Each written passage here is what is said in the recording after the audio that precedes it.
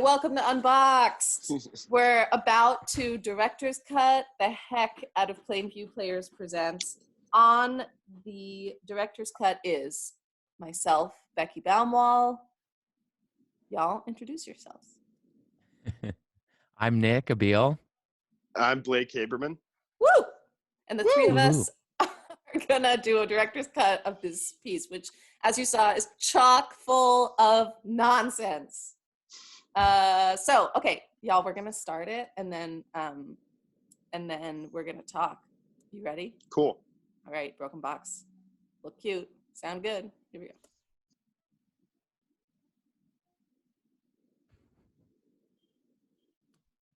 Yeah, this first image. I was trying to think if this was the first piece that we used a cold open. Yeah, it may have been.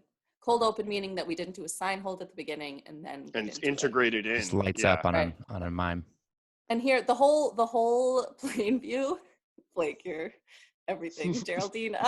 Okay, the whole plain view like challenge is how do you pass focus with this many performers on stage? So here's like one example of how we do it, and you'll see it through the whole piece, but here's an example of how we do it. We have a downstage focal point, and each person takes their turn in a line. So the audience gets that there's like this line going on that we're gonna see every person as we go.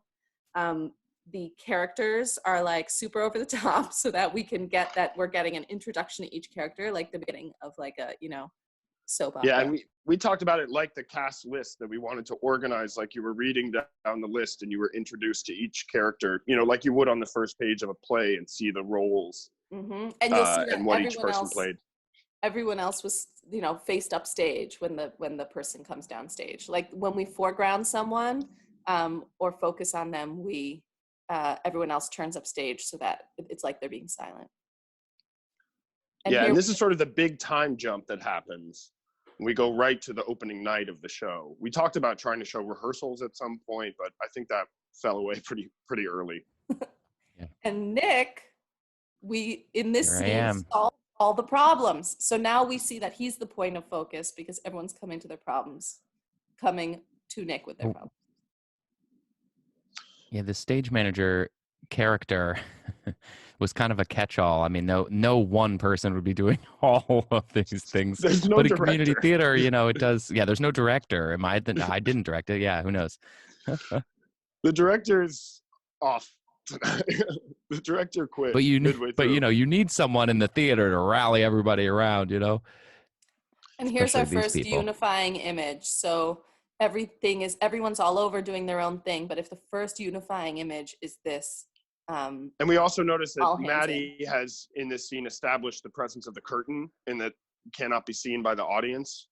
That's where we had him peek out, so we knew that it peeks was out. like, oh my gosh, there's people there. Mm-hmm. In Mime Land, we call that staging dramatic irony, so that the players on stage can't see through these invisible objects, these invisible walls, curtain, but the audience can. And that's what the whole piece is about, is like playing with the on-stage, off-stage. The dramatic irony being we all see all the shenanigans. And I think this is where Jamie really helps us, because we get that pink light every time we're on stage, and it's really designated clearly by the tone of the light, which then rotates as needed. And now instead of a scene between these three people, it's a scene between someone on stage and two people off stage.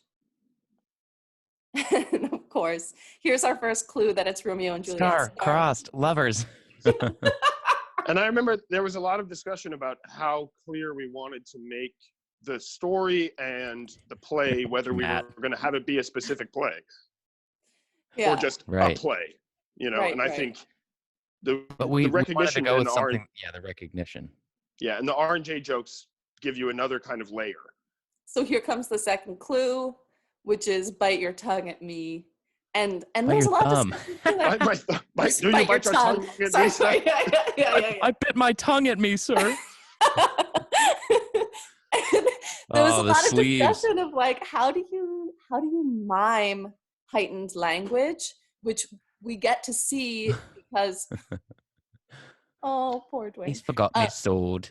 And this was another discussion, of miming something that's not there. So he has to stay in the heightened body. Yeah. Look at how Jamie makes that pink light the curtain. Yeah, like the dividing, the curtain.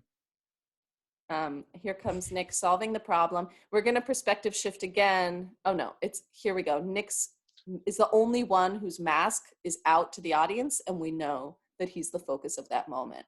And then we have this sort of on-stage freeze that happens a few times, where they're the kind action of in on slow, stage very kind of pauses. Yeah. Yay! Now we're fully backstage, and it's fun because they're trying to keep the ball in the air back there, but are also kind of the unimportant thing in this section. Right. And they're going in slow-mo, so you can check in back there. Okay, they're sword fighting. Now, what's all this nonsense about? Marissa's you can been drinking. kind of delete them from your field of vision a bit. Boobs. When you have so many actions going on, we're also giving the audience permission to not focus on one story and get a sense of the whole gestalt. I think we actually ran into each other there, Blakey. Yeah, we did. Yeah, that was not choreographed. Of course, that's the video night, but it just adds to it. The show is so tight. Something like very that meta. happen. It's very meta. Fly right real past things happening in a fake real theater. So here's the lovers quarrel, which I love so much, and of course, the people who are on stage are the people who are backstage. Right? We're still playing with that idea. And the idea of shushing some mimes because they're backstage.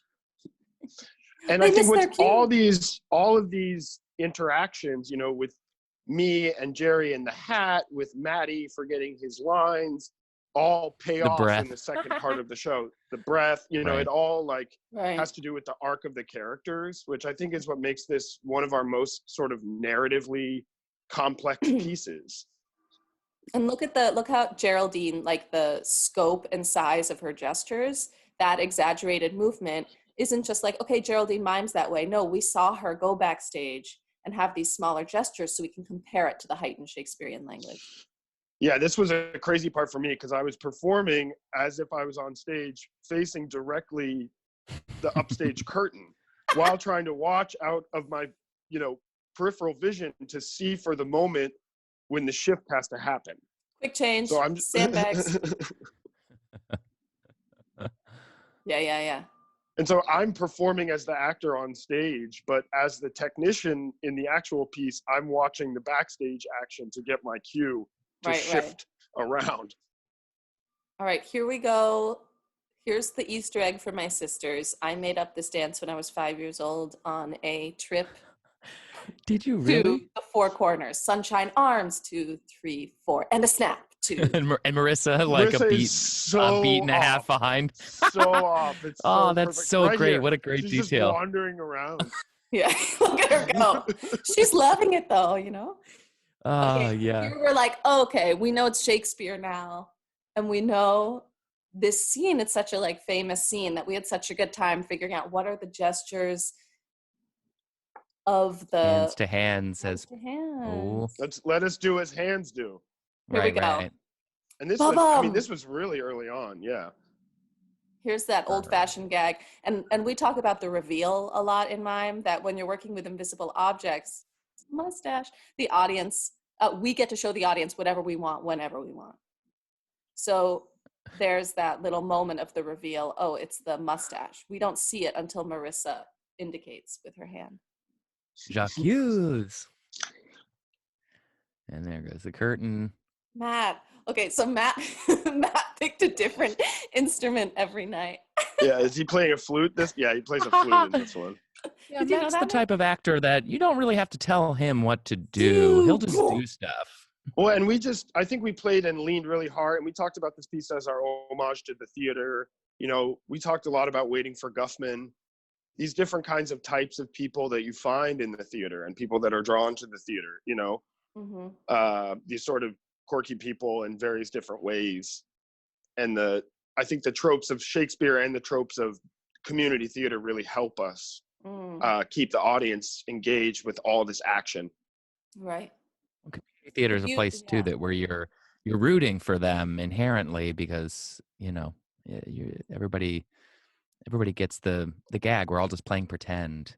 There's an earnestness about that that's so wonderful, and the show must go on. Sometimes you gotta be the balcony. This image right here is really beautiful with the three hands together. Yeah. There's some lovely little geometries that happen in this show or in this piece that weren't really intentional, but there's just so much interesting movement and ensemble relationships that there's beautiful images. And that one little gesture. Like this image. This is a beautiful image. Isn't it just gorgeous? That one little gesture of Nick pulling the skirt, and you're going to watch Geraldine pulls her skirt out from underneath Blake here, which is my favorite thing. It just brings us back. Oh, she has a huge skirt on. Oh, we're in this Shakespearean land. And then Nick. And this little clown show. And then this shift right here where I go down and I'm angry and Nick. Oh my God, I live for this. Yeah. These two are like wild animals, man. You never knew what they were gonna do. They changed every time they changed. No, not fair. Oh my God. They're those guys who just they're just really focused on the sword fights and everything else is just blah, blah, blah. They have their entire own backstory. When we figured out these characters, we said, okay, we mapped them out, right? Who are the most important characters? And then we said, oh God, this is just bonkaroo. And then we said, okay, so if they're that on stage, what are they off stage? Similar, to the noises off kind of idea. How are we going to play with this? Oh, and this moment is why we're doing the on-stage, off-stage joke, right? We've seen them all mess up the whole time, but that slow turn to the audience pays off because they think they're in front of people for the first time. And there's the reason why we've built up this dramatic irony. Oh my God, this moment. My only choice. The show must go on. just to strangle myself.